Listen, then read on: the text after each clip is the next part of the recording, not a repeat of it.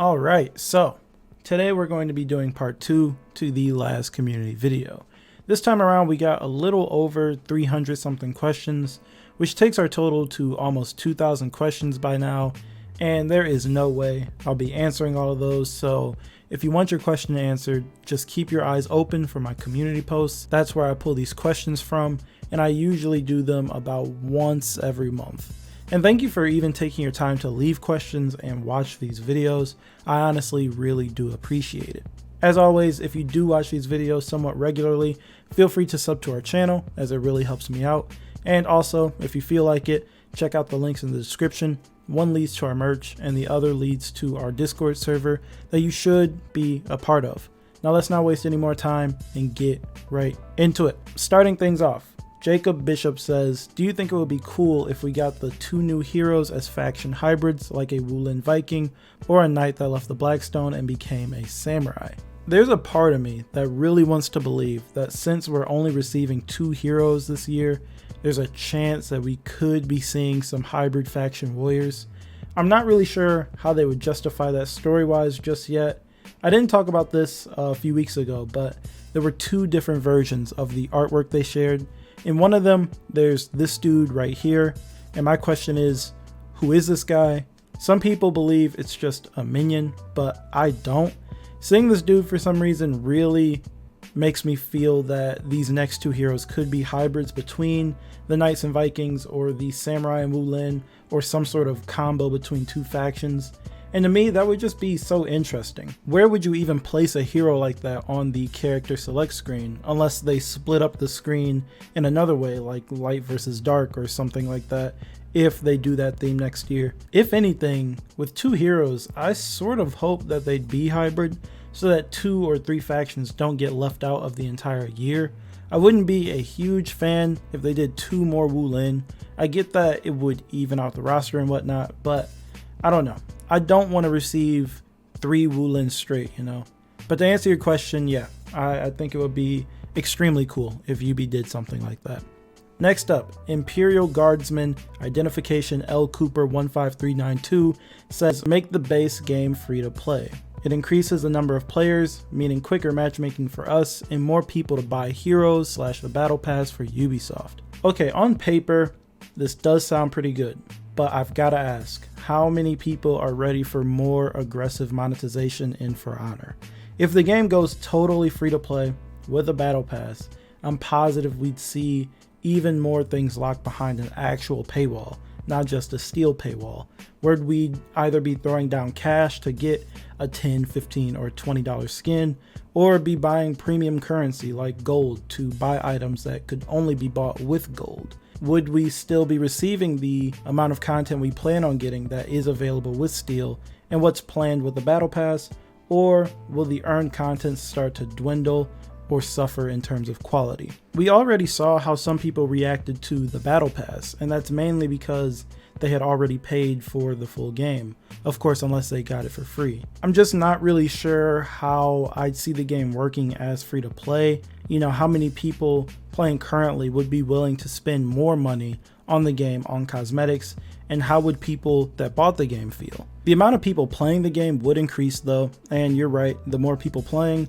the more people there are to potentially buy the battle pass, which would be great for UB, but we also don't really know how many people still buy this game, whether it be the starter edition all the way up to the complete edition. We don't even really know how many people play the game. Anyone playing this game wants more people to play. We all want this game to be more popular, and we want it to do as well as it can so that the game can continue, whether that be with continued updates to this game or getting another title.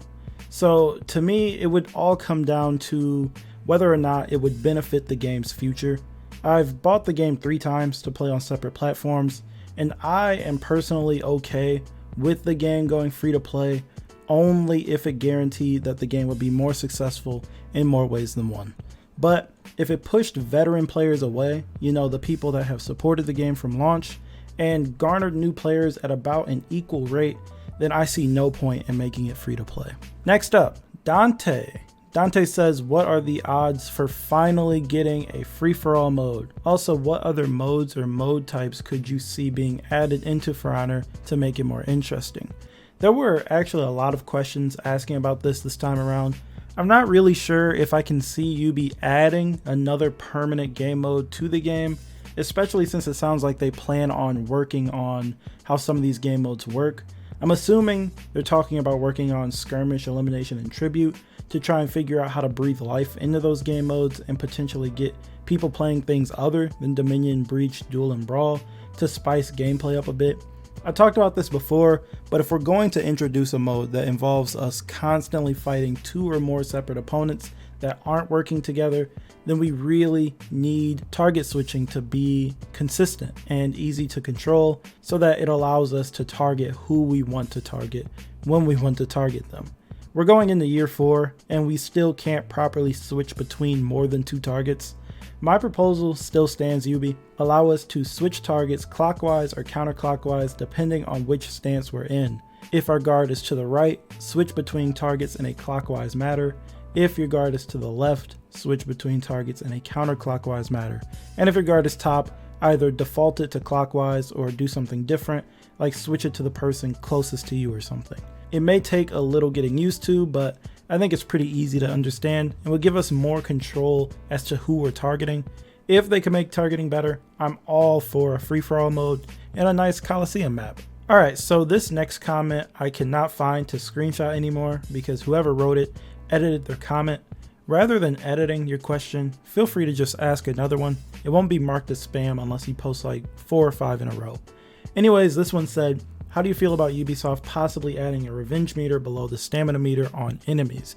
There are plenty of times where I've been killed because someone gets revenge seemingly at random after being hit 2 times by teammates.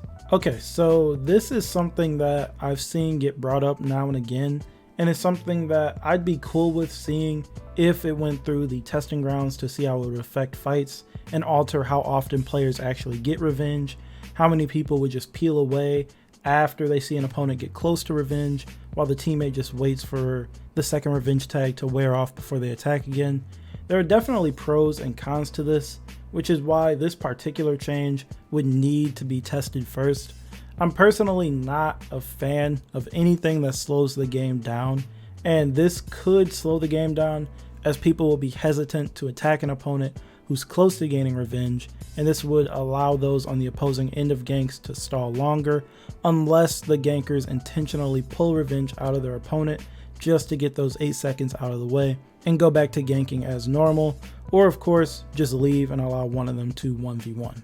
On the plus side, players joining in on a fight would know how much revenge their opponent has already earned and play accordingly. And players who don't really understand how revenge gain works would be able to see exactly what's going on, how much they're feeding revenge, so on and so on. Also, this would erase those situations where you throw a multi-part zone or bash and your opponent gets revenge as you're attacking, so you have to eat their revenge punish. I'm not really opposed to this. Now that I'm talking about it, I would actually like to see this come to testing grounds one day, and while they're at it, they could put a revenge meter under everyone's stamina meter, even you and your teammates. XAIE the third says, should light spam be removed or given restrictions? No, I don't think so. It already has a restriction through stamina, so they can't just keep swinging forever. Light attacks do have a place in the game, and I mean they're shut down by blocking unless they're enhanced or parrying or any other way you can defend against them. I know characters with fast lights generally get a bad rap as light spammers, but they can only spam you if you let them.